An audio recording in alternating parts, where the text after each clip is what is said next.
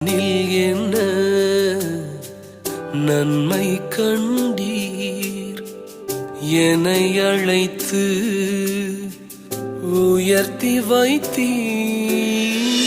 அழியும் என் கைகளை கொண்டு அழியாவும் ராஜ்யம் கட்டு, பைத்தியமான என்னை தெரிந்தெடுத்தீர்.